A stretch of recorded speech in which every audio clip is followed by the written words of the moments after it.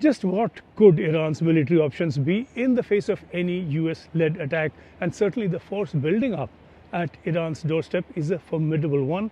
It's led by the USS Abraham Lincoln that carries a fleet of about 70 aircraft, including surveillance aircraft. It could also launch Tomahawk missiles together with other ships within that flotilla.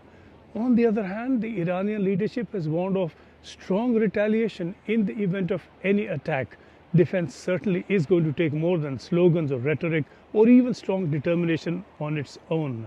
A slogan displayed in Tehran warns that the US will reap the whirlwind were it to attack, but could Iran's defense be as out of date perhaps as that slogan itself? Much of it undoubtedly is, but not all of it. Let's take a closer look at Iran's defense capabilities as documented by the International Institute for Strategic Studies, the IISS, here in London.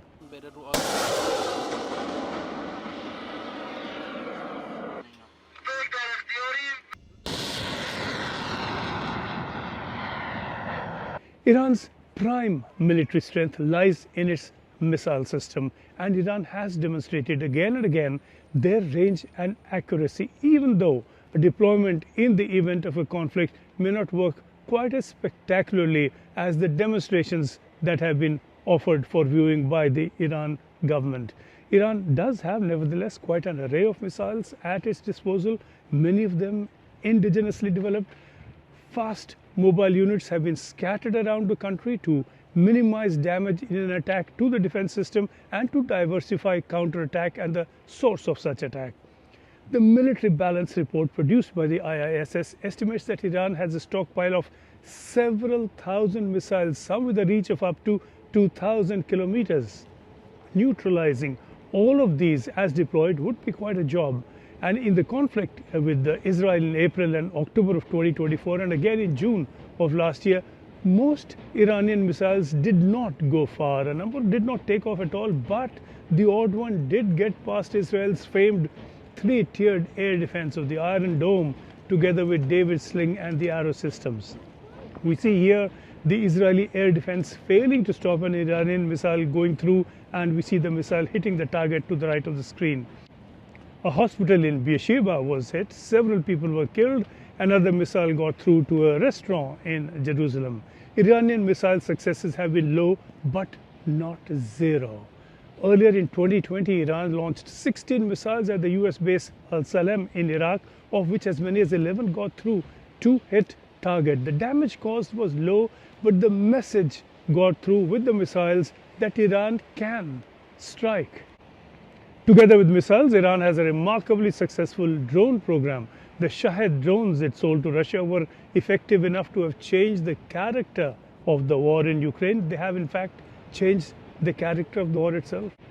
Any US intervention now would be launched with a tragic memory in mind, and that was the loss of 8 US serving officers in the botched US operation against Iran ordered by former President Jimmy Carter back in 1980 to rescue US hostages held in Tehran, and that haunts US policies to this day.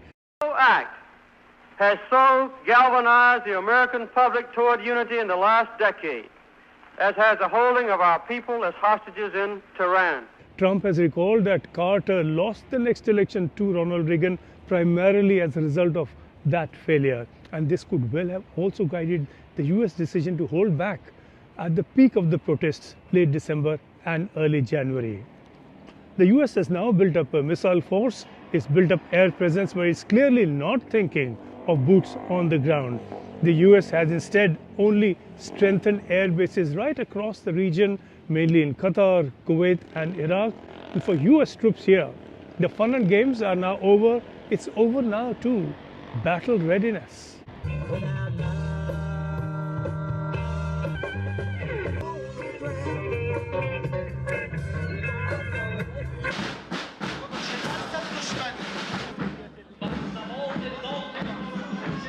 Iran, on the other side, has a military force of an estimated 610,000 defense personnel, and this could become a force to contend with past all the ceremonial stuff only in the event of an unlikely ground invasion. As numbers go also, Iran is estimated to have more than 10,000 tanks compared with less than 500 that Israel has, but those may be no match for Israel's few, like the now upgraded Merkava tank of Israel. Iranian tanks are generations old. They would count for very little in any combat, though they could be used to crush a rebellion. Iran also has more than 300 combat aircraft, but like its tanks and artillery, these are mostly obsolete. Certainly, they are no match for the F-35s that are with the US and Israel Air Forces. So in the event of an assault from an overwhelming power of the US and Israel coming together, Iran has only its missile system really it can muster together with the air defense system. That itself is also partly obsolete based on Russian S-200 and S-300 missiles, but together with its now shorter range Azarakhsh air defense system. For some added protection against any such assault, Iran does have a navy with about 100 naval vessels, including 17 tactical submarines.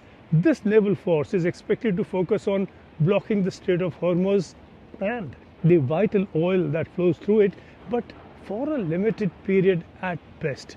A newly repaired Iranian destroyer is far more likely to become a sitting duck than a front for any serious defense.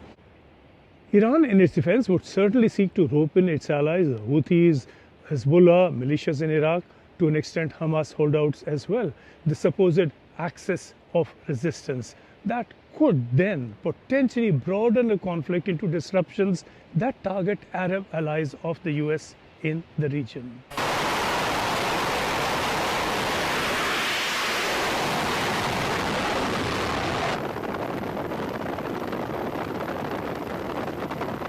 Trump's declared reason for this buildup now is to stop Iran in its nuclear tracks, and if the reason is only as stated, then the US attacks on Iran's nuclear facilities that were carried out in June of last year were perhaps not quite as successful as claimed, or beneath the umbrella of this nuclear argument on offer, the US and Israel really are looking for regime change.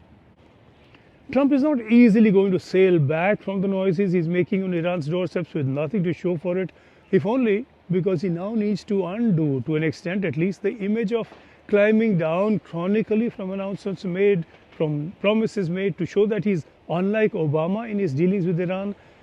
The best case scenario for the US in such an attempt would be to take out Ayatollah Khamenei, as the US military likes to put these things, and to seek to decapitate the Islamic Revolutionary Guards Corps, the security head, the security muscle of the regime, and then to hope that people rise again, this time with no one to stop them effectively. Not impossible, not easy either. For Iran, it would be victory enough if Ayatollah Khamenei were just to stay on as supreme leader. Each side has differing standards for winning and for losing. For the Americans, 10,000 Iranians killed would be as nothing. 10 Americans killed would be 10 too many. So it's not just about winning and losing, it's also about the price to pay for either, if it were to come to that.